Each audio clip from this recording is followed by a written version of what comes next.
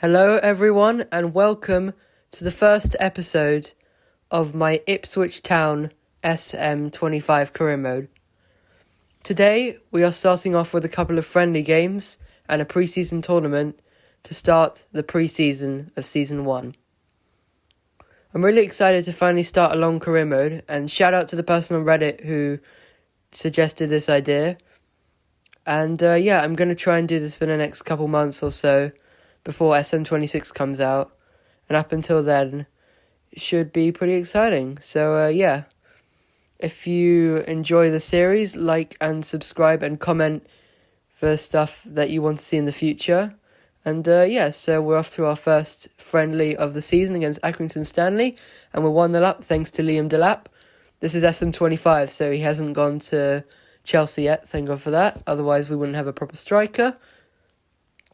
And now we go into the second half with a couple of more substitutions, and nothing else has happened. So we will end up beating Accrington Stanley 1-0.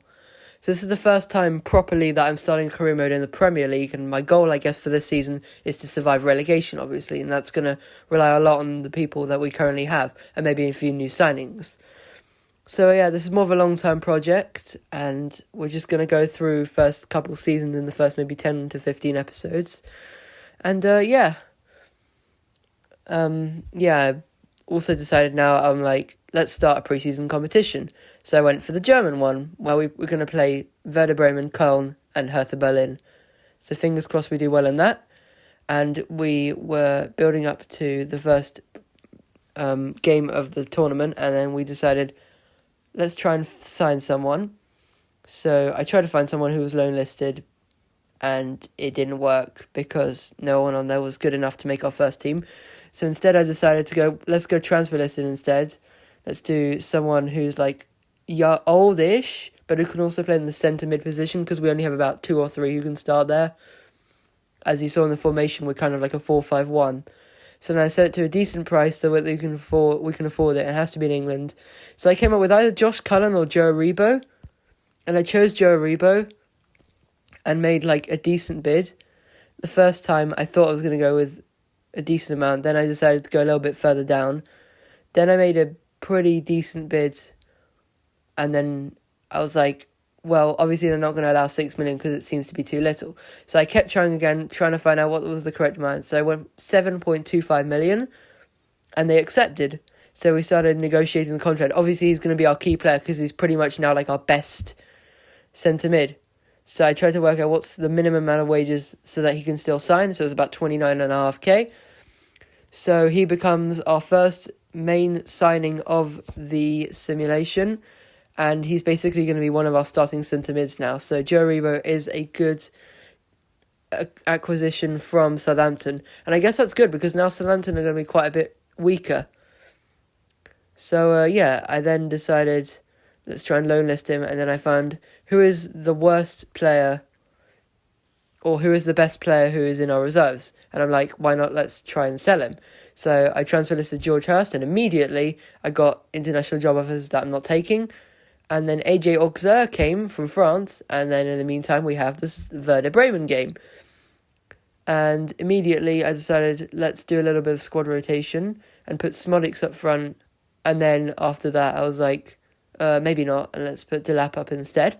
So coming into the first game, hopes were quite high, and then immediately right off the start it didn't look too great because we were 0-0 at half time. Aribo was already tired playing his first game, but he'd done pretty well to get a decent rating of 7, and then immediately we conceded right after half time, so that wasn't great. So immediately right off the bat we'd lost to Werder Bremen. I'm like, why don't we field a really bad team for the last 2 games? We were not going to win it anyway. But as you'll see later in the video, that idea becomes disproved. So after the first game, I'm then deciding, what do I do with the other players? As you could see, I believe Hertha Berlin beat Köln 2-0, and that was a pretty good win for them, but we'd be facing them eventually, I think, in the next game. So I had to do some training, and then we got to simulate forward to that Hertha Berlin match, and I was like, I think this is the game that sends us out, because if we lose, then we're pretty much guaranteed out. So I put Enciso up front and Morsi in the midfield. I also put Wolfenden on the bench, because why not? And I press quick play. And now we come up to the second game of the tournament, and immediately we had a great start with Joe Aribo scoring his first goal for the club, and then Godfrey getting a second. And I'm like, absolutely super happy with this result, although I brought off one of the goal scorers at least. Then Hutchinson got a third, and then Clark got a fourth, meaning that we'd absolutely thrashed Hertha Berlin on the second game, which meant that our goal difference was massively improved to +3, which meant that even if we lost our last game, we still had a pretty good chance of going through in second. As you can see, Werder Bremen absolutely thrashed Köln, and we were playing Köln in the final game. So we basically had to avoid losing by a lot, or win, because I'd prefer that, and hoped that Werder Bremen would beat Hertha Berlin. Or if we won, then we'd hope that Hertha Berlin won as well, and we would have to outscore them. So instead, in the final game, well, it wasn't looking very good for us. It was 0-0 at half-time, and I decided let's make a substitution in position, and then ultimately it would lead to our sort of downfall, because Köln would then, late on into the game, score 2 goals, which would beat us. Which ultimately meant that we were relying on the other game, because Köln had like a -4 goal difference, we had a +1, so it all depended on the other game, and if Werder Bremen won, then that would basically put us through, and they did win 2-0, which meant that we were going to advance to the final of the pre-season competition, which I'll catch you up for in episode 2. So if you're still watching, please remember to like, subscribe, and comment if you enjoyed this video, and I'll see you for episode 2.